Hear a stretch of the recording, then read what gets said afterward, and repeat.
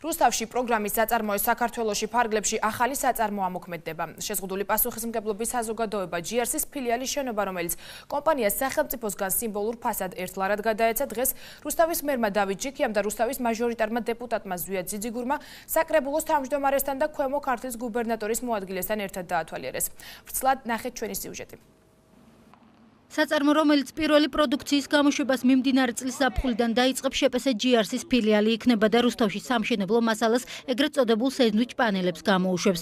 პროექტის აწარმოი საქართველოში ფარგლებში ბიზნესმენებმა ქართლისთვის საჭირო შენობა, რომლის ღირებულებაც 460,000 ლარია, სახელმწიფოსგან სიმბოლურ ფასად ერთლარად მიიღეს. ადგილზე 3 წლის განმავლობაში 2,5 მილიონი ლარის ინვესტიცია უნდა განხორციელდეს.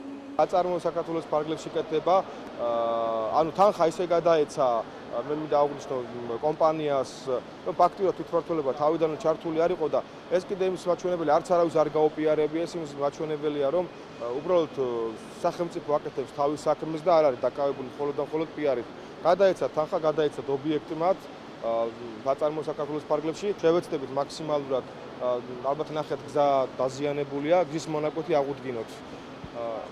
ნებისმიერს ვინც კი გადაწყვეტს მსგავსი ტიპის პროექტებით იმუშაოს ქალაქში, მაქსიმალურად შეეცდება თვითმმართველობა, რომ მიეხმაროს. ვისაც აქვს ინიციატივა, ვისაც აქვს სურვილი შექმნას სამუშაო ადგილები, თვითონაც გააკეთოს ბიზნესი და დაასაქმოს რიგითი ადამიანებიც, მიმართონ ქალაქის ხელისუფლებას, მიმართონ მაჟორიტარის ბიუროს, მიმართონ ეკონომიკის სამინისტროს.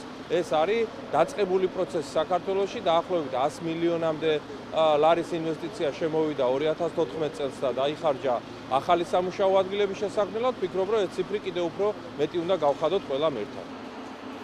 საწარმოსთვის საჭირო დანადგარები კორეიდან და ჩინეთიდან შემოდის. ქარხნის ხელმძღვანელობა ნედლეულის მიღებას ასევე კორეიდან და თურქეთიდან გეგმავს. როგორც ცნობილი გახდა, ქარხნის მიერ წარმოებული პროდუქციის 85%-ის რეალიზაცია საქართველოში მოხდება, 15% კი ექსპორტზე გავა. ჩვენი გათვლებით დაახლოებით ზაფხულისთვის უკვე შევძლებთ პირველი ნაწარმის გამოშვებას. პროდუქციის დაახლოებით 15% გამიზნული გვაქვს, რომ გავიტანოთ ექსპორტზე რეგიონის ქვეყნებში.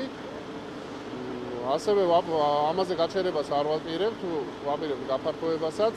საწარმო სამუშაოების შემდეგ ქარხანაში დასაქმებულთა საშუალო ხელფასი 500-დან 700 ლარამდე იქნება.